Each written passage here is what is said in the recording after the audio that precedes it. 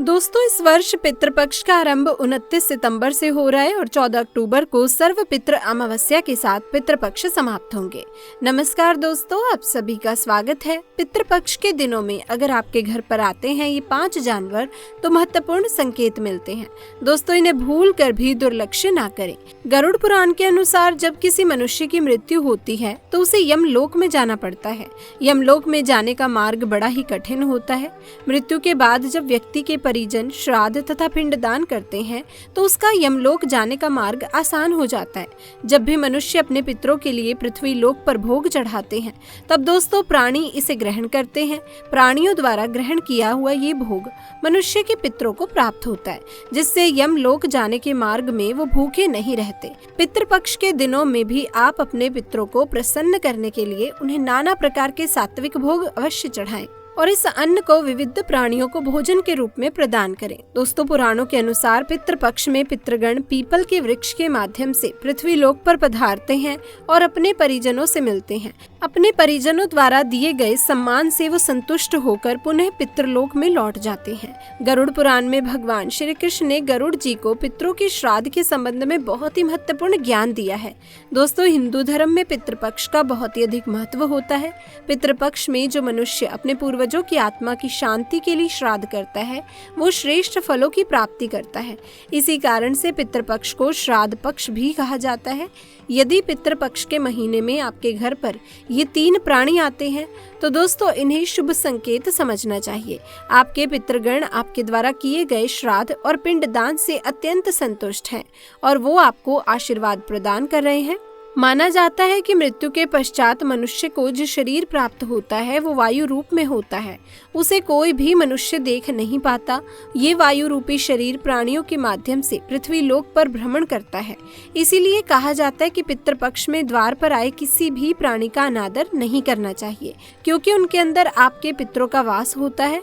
तो चलिए दोस्तों, जान लेते हैं वो कौन से प्राणी हैं जिनका पितृपक्ष में घर पर आना बहुत ही शुभ माना जाता है। सबसे पहला प्राणी है कौवा। गरुड़ पुराण के अनुसार मनुष्य के पूर्वज कोए का रूप धारण करके अपने प्रियजनों को मिलने के लिए पधारते हैं। पितृपक्ष के दौरान यदि किसी पीपल के वृक्ष पर कौवा बैठा हुआ दिखाई दे तो इसे बहुत ही शुभ संकेत समझना चाहिए। यदि कोई कौवा पितृ के श्राद्ध के दिन आपके घर पर आकर बोलने लगता है, आपके द्वारा दिया गया भोजन और जल को ग्रहण करता है, तो ये सभी संकेत में श्रेष्ठ फल देने वाला संकेत है। आपके पितृगण आपसे अत्यंत संतुष्ट हैं। आपके दिए हुए सम्मान और भोग से वो प्रसन्न हैं और आपको आशीर्वाद प्रदान करने वाले हैं, ऐसा समझना चाहिए। दोस्तों, पितृपक्ष में कोई का घर पर आकर भोजन ग्रहण करना ये संकेत है कि आपके जीवन से सभी समस्याओं का अंत होने वाला है और आपके जीवन में खुशियां आने वाली हैं।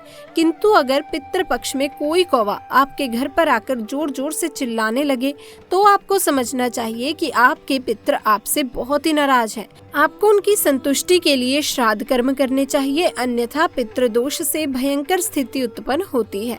दूसरा प्राणी है कुत्ता। अगर पितृपक्ष में श्राद्ध तथा पितरों की पूजा के दौरान द्वार पर कोई कुत्ता अचानक ही प्रकट हो जाता है तो ये बड़ा ही शुभ संकेत है।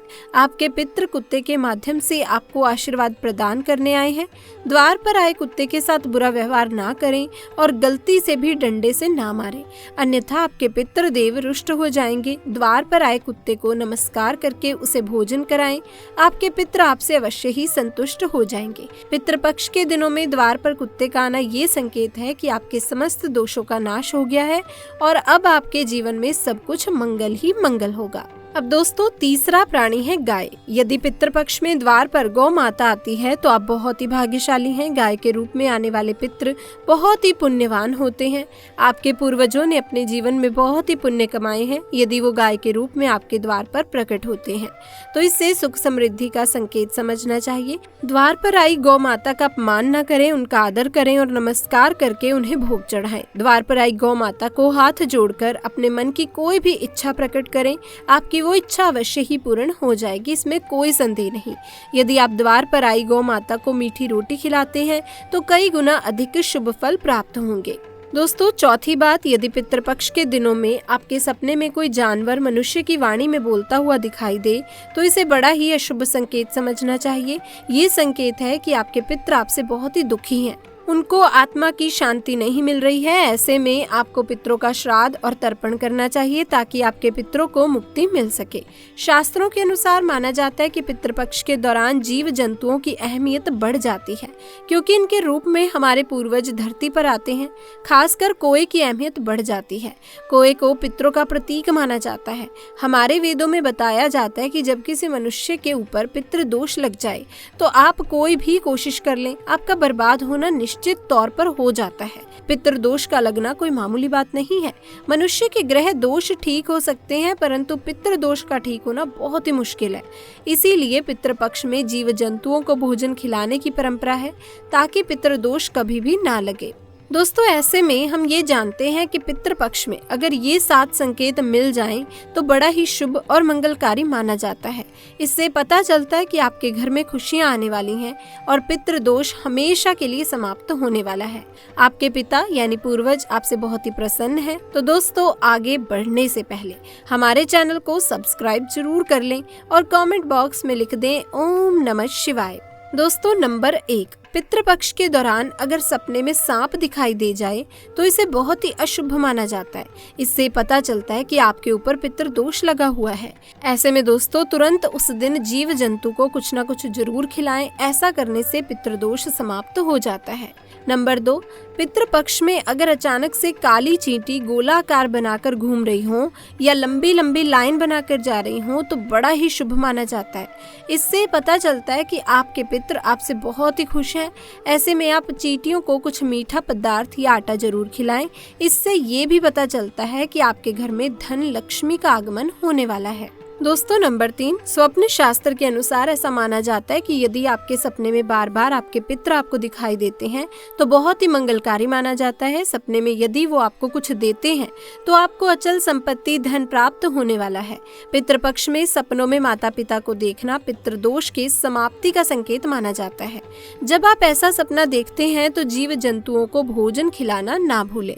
दोस्तों नंबर 4, पितृपक्ष में अचानक से कई सारी छिपकली अगर एक साथ दिखाई दे जाएं तो इसे भी शुभ संकेत माना जाता है। इससे पता चलता है कि आपके पूर्वज आपसे बहुत ही प्रसन्न हैं, क्योंकि छिपकली जीवन में होने वाले संकेतों को दर्शाती है। इसे बहुत ही कम लोग जानते हैं। दोस्तों नंबर 5, तो दोस्तों एक कोए का बार बार छत पर आना, पितृपक्ष में अचानक से छत पर कोई कोआ आकर बैठ जाए और जोर जोर से काय काय करने लगे, तब आपको समझ लेना चाहिए कि आपके पितृ आपसे बहुत ही प्रसन्न है। जल्द ही पितृदोष समाप्त होने वाला है। ऐसे में उसे कुछ ना कुछ खाने के लिए हर हाल में आपको देना चाहिए। दोस्तों नंबर 6, पितृपक्ष के दौरान अचानक से कौवा अपने मुंह में कोई तिनका या फूल आदि दबाकर आपकी छत पर बैठ जाए तो बहुत ही शुभ संकेत माना जाता है। आपके पूर्वज आपसे प्रसन्न है। नंबर 7, माना जाता है कि पितृपक्ष के दौरान अगर कोई ब्राह्मण आपके दरवाजे पर आ जाए तो इसे भी पितृदोष समाप्ति का संकेत माना जाता है। ऐसे में आप उस ब्राह्मण को कुछ न कुछ खाने के लिए चावल, आटा, धन वगैरह जरूर दें, क्योंकि ये आपके पूर्वज के आने का संकेत है और वो आपसे प्रसन्न है। उस ब्राह्मण को खाली ना जाने दें, नहीं तो पितृदोष लग सकता है। इसके अलावा पितृपक्ष के दौरान अगर अचानक से गाय आपके दरवाजे पर आ जाए या फिर दोस्तों चौखट चाटने लगे या सींग मारने लगे तो ऐसे में आपको समझ जाना चाहिए कि आपके ऊपर से पितृदोष जाने वाला है।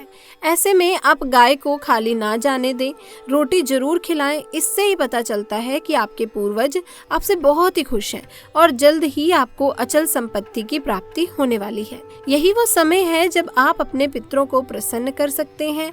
इन्हें प्रसन्न करने के लिए पिंडदान, दान, भक्ति और तर्पण करना चाहिए।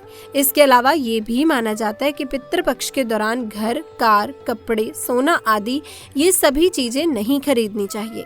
पितृपक्ष के दौरान कोई भी नया काम शुरू करना वर्जित माना जाता है।